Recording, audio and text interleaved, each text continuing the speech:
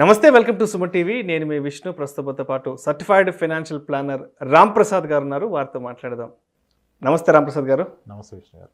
రామ్ ప్రసాద్ గారు, చేతిలో డబ్బు లేకుండా, అంటే చేతిలో చిల్లి గవ్వ కూడా లేకుండా ఇల్లు కట్టడం అనేది సాధ్యపడుతుందంటారా? సో దీనికి ఏం చెప్తారు సార్? చేతిలో డబ్బు లేకుండా ఇల్లు కట్టడం, ఎస్, అంటే ఇట్ డిపెండ్ సార్. ఇప్పుడు కొంతమందికి చేతిలో చిల్లి అవ్వలేదు, కానీ అతనికి ఉన్న ల్యాండ్ ఎక్కువ ఉంది అనుకోండి. ఇప్పుడు చాలామంది అంటారు, అలా అయితే అందరు కట్టుకోవాలి కదా, కట్టకుండా ఎవరో ఎందుకుంటారు?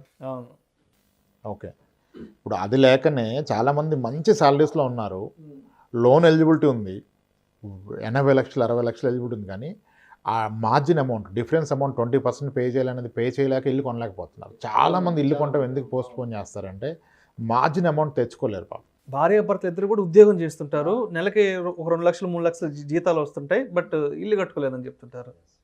సో కాబట్టి చేతిలో రూపాయి లేకుండా కొనటం అనేది అంత ఈజీ ప్రాసెస్ కాదు.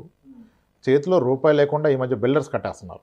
బిల్డర్స్ అంటే రూపాయలు లేకుండా కడుతున్నారంటే వాళ్ళకి ఎంతో రెప్యుటేషన్ ఉంటే తప్ప అది పాసిబుల్ కాదు. వాళ్ళు ఏం చేస్తారు, ఎక్కడో ల్యాండ్ అగ్రిమెంట్, డెవలప్మెంట్ అగ్రిమెంట్ చేసుకొని ల్యాండ్ లార్డ్కి ఇతనికి ఒక అగ్రిమెంట్ అవుతుంది. ఓకే, కొంతమంది గ్రూప్ హౌస్లు కూడా ఇలా ప్లాన్ చేస్తున్నారు. సో ఇప్పుడు ఎలాగంటే మీరు ల్యాండ్ ఓనర్, మీ దగ్గర డబ్బులు లేవు కన్స్ట్రక్షన్, అలా మీరు 10 ఏళ్ళుగా దాన్ని అలా ప్రొలాంగ్ చేస్తున్నారు. ఇంకెప్పటికీ డబ్బులు ఉండే అవకాశం లేదని అర్థమైపోయింది. ఒకటి, మీరు దాంట్లో సగాన్ని నమ్ముకొని ఆ డబ్బులతో కట్టుకోవాలి, కానీ కడితే మీది ప్రాజెక్ట్ చిన్నదైపోద్ది. అందుకని ఏం చేస్తారంటే దీన్ని డెవలప్మెంట్ అగ్రిమెంట్కి వెళ్తారు. డెవలప్మెంట్ అగ్రిమెంట్కి, ఎస్, అంటే మీరు ఒక బిల్డరు, నేను ఒక ల్యాండ్ లార్డ్ అనుకోండి, నా దగ్గర ఒక 800 గజాల స్థలం ఉంది, మీరు బిల్డరు, మీ దగ్గర డబ్బు లేదు, కానీ మీకు అపారమైన అనుభవం ఉంది, ఎర్లియర్ మంచి మంచి ప్రాజెక్ట్స్ కట్టారు, మీకు రెప్యుటేషన్ ఉంది, మీ పేరు చెప్తే కస్టమర్లు వస్తారు కొనడానికి. నేను ఎవరో కూడా మార్కెట్లో తెలియదు కదా, నా దగ్గరికి ఎవరు రాడు. అప్పుడు మీరు నేను ఒకటవుతాం. సార్ ఇది నా ల్యాండ్ వాల్యూ ఇంత ఉంది, మీరు కన్స్ట్రక్షన్ చేయండి. మన కన్స్ట్రక్షన్ కాను దీంట్లో ఫ్లోర్కి ఒక 8 ఫ్లాట్లు వేద్దాం, 5 ఫ్లోర్లు వేస్తాం, పర్మిషన్ 5 ఫ్లోర్లకు వస్తుంది, 5 8 వాట్ ఎవర్ 40 ఫ్లాట్స్ వస్తాయి కదా. వచ్చే 40 ఫ్లాట్స్లో మీకు 20 ఫ్లాట్స్, నాకు 20 flats. Right, good, fair enough. Yes, okay sir, మీకు 20 ఫ్లాట్స్, నాకు 20 ఫ్లాట్స్, మనం ఒక అగ్రిమెంట్ చేసుకుందాం అని చెప్పేసి వీళ్ళు ఒక అగ్రిమెంట్ చేసుకుంటారు. కొన్నిసార్లు దీనిలో బ్యాంకర్ని కూడా ఇన్వాల్వ్ చేస్తారు. కొంతమంది బ్యాంకర్స్ ఫండింగ్ ఇస్తారు. దాన్ని ట్రైపార్టీ డీడ్ అంటారు.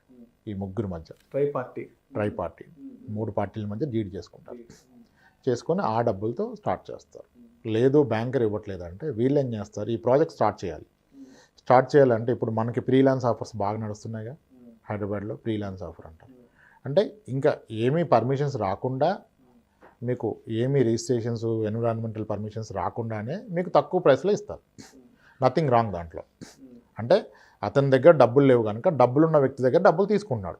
ఇప్పుడు ఏం చేస్తారు, నేను 40 ఫ్లాట్స్ కట్టాలి, ఒక 10 ఫ్లాట్స్ని నేను అవుట్ రైట్ తక్కువ ప్రైస్లో అమ్మేస్తాను. ఎగ్జాంపుల్, ఒక ఫ్లాట్ని 50 లక్షలకు అమ్ముదాం అనుకున్నాను కన్స్ట్రక్షన్ కంప్లీట్ అయ్యాక. ఈరోజు నేను 30 లక్షలకే ఇస్తాను, కానీ అన్నీ అమ్మను, ఒక 10 ఫ్లాట్స్ అమ్ముతాను. ఈ వ్యక్తి పూర్తిగా నా మీద నమ్మకంతో కొనాలి. అక్కడ ఫ్లాట్ లేదు, పర్మిషన్ లేదు. కొందరు కొంటారు, ఎందుకు, ఆయనకి రెప్యుటేషన్ ఉంది కదా బిల్డర్కి. ఈ 10 మందికి 10 ఫ్లాట్లు అమ్మితే తలా 30 లక్షలు చొప్పున 3 కోట్లు సమకూరింది కదా. ఈ 3 కోట్లతో వర్క్ స్టార్ట్ చేస్తారు పర్మిషన్ తీసుకొని. వర్క్ స్టార్ట్ అయితే బ్యాంకర్స్ ఫండింగ్ ఇస్తారు, లోన్ ఇస్తారు. ఇతనికి అవసరం లేదు, ఇతని దగ్గర కొనుక్కున్న వాళ్ళకి వస్తుంది కదా లోన్. ఆ లోన్ రిలీజ్ అయిందంతా మెల్లిగా కన్స్ట్రక్షన్ కంప్లీట్ చేస్తారు. చేశాక అతని 20 ఫ్లాట్స్ ఏమో బిల్డర్ తీసుకుంటాడు, ల్యాండ్ లార్డ్ 20 ఫ్లాట్స్ ఈయనకి వస్తాయి. ఇతను ఈ 20 ఫ్లాట్స్ రెంట్కి ఇచ్చుకుంటే పర్ ఫ్లాట్కి 15,000 రెంట్ వచ్చినా ఇతనికి ఒక 3 లక్షలు రెంట్ స్టార్ట్ అవుతుంది. పేరుకి ఇతనికి ఒక 10 ఫ్లాట్స్ ఉంటాయి, 10-20 ఫ్లాట్స్ వాట్ ఎవర్ అయి ఉంటాయి. ఆయన ఫ్లాట్స్ ఆయనకుంటే ఆయనకి ఎంత మిగులుతుందో అది మిగులుతుంది. అంతా ప్రాజెక్ట్ అయిపోయాక. అది చాలా రిస్క్తో కూడుకున్న పని. ఆయనకి ఎంతో రెప్యుటేషన్ ఉంటే తప్ప వేరే వాళ్ళు కొనరు. అలా అని చెప్పి మొత్తం ఈ కాన్సెప్ట్లు ఇస్తే మళ్ళీ వాళ్ళకి ఆ ప్రాజెక్ట్ వైబుల్ కాదు. ఒక ప్రాజెక్టులో ఇంత పర్సంటేజ్ మాత్రమే ఆ ఆఫర్లో అమ్ముతారు అవుట్ రైడ్గా. అమ్మి దాని అడ్వాంటేజ్ అలా అవుతుంది. కానీ నా దగ్గర స్థలము లేదు, డబ్బులు లేవు, ఇల్లు కొంటానంటే అవదు. అసలు అవే ఛాన్సెస్ చాలా తక్కువ. ఎవరైనా ఎక్కడైనా 1-2 కేసెస్లో మేనేజ్ చేసి ఎక్కడో ప్రాపర్టీ వాల్యూని పెంచి అగ్రిమెంట్ ఆఫ్ సేల్ రాసుకొని బిల్డర్ డెస్పరేట్గా ఉండి డబ్బులు ఇవ్వకపోయినా ఇచ్చినట్టుగా చూపించి మార్జిన్ అమౌంట్, ఇప్పుడు 40 లక్షల ప్రాపర్టీ కొన్నారు, 8 లక్షలు మీరు కట్టాలి, 32 లక్షలు బ్యాంకర్ ఇస్తాడు, అది కేసు. కానీ ఏమవుతుంది, అతని బిల్డర్ అవసరం నిమిత్తం అది 32 లక్షలకి అమ్మాడు అంటే బ్యాంకర్ 32 ఇస్తే సరిపోతుంది. అదెలా లోన్ వస్తుంది, అప్పుడు మీకు డబ్బులు అవసరం లేదు కదా. అప్పుడు ఏం చేస్తారంటే ఇతను 32 కొన్నా సరే 40 కొన్నట్టుగా అగ్రిమెంట్ చేస్తారు. అగ్రిమెంట్ ఆఫ్ సేల్ రాసుకుంటారు బిల్డరు బయ్యర్. 40 లక్షలు కొన్నట్టుగా రాస్తాడు. ఈ 8 లక్షలు పే చేసినట్టుగా చూపిస్తారు. మేబీ అతనే డబ్బులు ఇతనికి ఇచ్చి అకౌంట్ నుంచి చేయించుకుంటాడు, లేదా క్యాష్ ఓవరాల్గా 8 lakhs ముట్టింది, 40 లక్షలు కొన్నాడు అంటాడు. అప్పుడు దాన్ని బట్టి ఏం బ్యాంకర్ ఇవ్వడండి. బ్యాంకర్ మళ్ళీ టెక్నికల్ వాల్యుయేషన్ చేస్తాడు. బ్యాంక్ ఎలిజిబిలిటీ ఎలా ఇస్తాడంటే, ఒకటి మీ శాలరీని బట్టి మీకు ఒక ఎలిజిబిలిటీ ఉంది.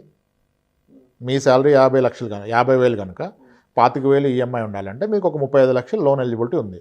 కానీ మీరు ప్రాపర్టీ కొన్నది 40 లక్షలకి అయితే 35 ఇవ్వడు కదా, ప్రాపర్టీలో 80%. ఈ ప్రాపర్టీలో 80 ఎలా డిసైడ్ చేస్తాడు, మీ అగ్రిమెంట్ ఆఫ్ సేల్ చూస్తాడు. మీరు చేసుకున్న అగ్రిమెంట్లో 80, ఇంకొకటి ఇతను టెక్నికల్ వాల్యుయేషన్ చేస్తాడు. ఈ రెండిట్లో ఏది తక్కువ వస్తే దాంట్లో 80 ఇస్తాడు. అంతేగాని మీరు నేను ఫ్రెండ్స్ మనం 60 లక్షలు కొన్నట్టుగా రాసుకొని నాకు ఇవ్వండి 50 లక్షలు అంటే ఇవ్వడు. దాని మార్కెట్ వాల్యూ 40 ఉంటాయి, 40 మీదే ఇస్తాడు. టెక్నికల్ వాల్యూ ఎలా చేస్తారంటే, వీళ్ళ టెక్నికల్ వాల్యూ చేసే రిప్రజెంటేటివ్ వెళ్ళి ఆ లొకాలిటీలో ఒక 2-3 దాని పక్కనున్న అపార్ట్మెంట్స్లో కానీ ఇండిపెండెంట్ హౌస్ కానీ చెక్ చేస్తారు. ఆ మూడింటి ప్రైస్ చెప్పిన దాంట్లో యావరేజ్ ప్రైస్ దీనికి ఫిక్స్ చేస్తాడు. సో అది రాంగ్ వెళ్ళే అవకాశం లేదు. కొన్ని వెరీ స్పెసిఫిక్ కేసెస్లో, వెరీ రేర్ కేసెస్లో బిల్డర్ మీకు 40 లక్షల రూపాయలు వాల్యూ ఉన్న ప్రాపర్టీని 32కి ఇచ్చాడు. అండ్ అతను మీకు చాలా ఫ్లెక్సిబుల్గా 40 లక్షలు కొన్నట్టుగా ఒక అగ్రిమెంట్ ఆఫ్ సేల్ ఇచ్చాడు. దాన్ని మీరు బ్యాంకర్కి ఇచ్చారు. మళ్ళీ బ్యాంకర్ వెళ్ళి మార్కెట్లో టెక్నికల్ వాల్యుయేషన్ చేస్తే కూడా 40 లక్షలు వచ్చింది. అప్పుడు 32 లక్షలు మీ ఎలిజిబిలిటీ కదా, 32 లక్షలు లోన్ వస్తుంది. ఇది వెరీ రేర్. ఎక్కడో 100లో ఒకటి జరుగుతుంది. అలా చేసిన వాళ్ళు కొందరు ఉన్నారు, జరుగుతుంది. దాన్ని కంప్లీట్గా మీకు బిల్డర్ యొక్క కోఆపరేషన్ అవసరం. అండ్ ఆ మార్కెట్ వాల్యూ కన్నా తక్కువ రేట్లు అతను ఇవ్వాలి, మీరు తీసుకోవాలి. అలా అయినాయి కానీ అందరికీ ఇది అయ్యేది కాదు. దీని మీద ఆశలు పెట్టుకొని ప్రయత్నాలు చేస్తే టైం వేస్ట్ అవుతుంది. సార్ డబ్బులు లేకుండా అంటే మీకు అట్లీస్ట్ భూమి ఉంటే కట్టుకోవచ్చు డెవలప్మెంట్ అగ్రిమెంట్లో. అది కూడా చిన్న భూమి కాదు, ఎక్కువ ఉండాలి. అది డెవలప్మెంట్ అగ్రిమెంట్కి వెళ్ళగలిగినంత మీకు ఒక డెవలపర్ రావాలి, అక్కడ డిమాండ్ ఉండాలి, మంచి వాల్యూ ఉన్న సైట్ అయి ఉండాలి. మళ్ళీ డెవలపర్ కూడా చేయగలిగిన ప్రాజెక్ట్ కంప్లీట్ చేయగలుగుతాను రావాలి కదా. ఇప్పుడు అందరికీ ఆశ ఉంటుంది బిజినెస్లోకి రావాలని. ఆయన వచ్చాక చేయలేకపోతే మీ భూమి కూడా ఇరుక్కొని పోతుంది, ప్రాజెక్ట్ మధ్యలో ఆగిపోతుంది.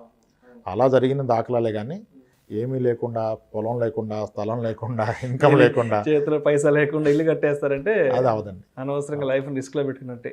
ఎస్, లేకుండా ఏదైనా అంతే. లోన్స్ బియాండ్ మన ఎలిజిబిలిటీకి మించి లోన్ తీసుకుంటే మనమే ప్రాబ్లంలో పెట్టుకున్నట్టు. బ్యాంకర్ని కాదు ప్రాబ్లం పెట్టేది. మేబీ బ్యాంకర్ని మోసం చేయొచ్చు, లోన్ ఎగ్గొట్టవచ్చు. కానీ క్రమంలో ఎంత మానసిక ప్రశాంతత కోల్పోతాడు ఈయన, ఇబ్బంది కదా. ప్రతిసారి ఫోన్లు వాళ్ళు చేజ్ చేస్తారు. ఇప్పుడు ఎన్నో మార్గాలు వచ్చినాయి. ఇప్పుడు సోషల్ మీడియాలో ట్రేస్ చేస్తున్నారు డిఫాల్టర్స్ని. పాన్ కార్డ్ కాదు, సోషల్ మీడియాలో ట్రేస్ చేస్తున్నారు. రైట్. బట్ లోన్ డిఫాల్ట్ చేయకూడదు, మన ఎలిజిబిలిటీకి మించి వెళ్ళకూడదు. బ్యాంకర్ ఇచ్చిందే మన రైట్ ఎలిజిబిలిటీ. పొరపాటున బ్యాంకర్ని మోసం చేసి మనం ఏదో ఎక్కువ తెచ్చుకుందంటే కూడా రేపటి రోజు ఇబ్బంది పడేది మనం. సో మనకి ఏది మంచి చెడో బ్యాంక్ వాళ్ళు చూసి నిర్ణయిస్తారు. ఎస్, వాళ్ళు ఇచ్చే ఎలిజిబిలిటీ సరిపోతుంది. Perfect. Thank you sir, thank you so much Ramprasad గారు. చేతిలో పైసా లేకుండా ఇల్లు కట్టడం సాధ్యపడుతుందా అనే అంశం గురించి మీ విశ్లేషణ ద్వారా చాలా అద్భుతంగా వివరించారు. Thank you so much sir. Thanks Vishnu.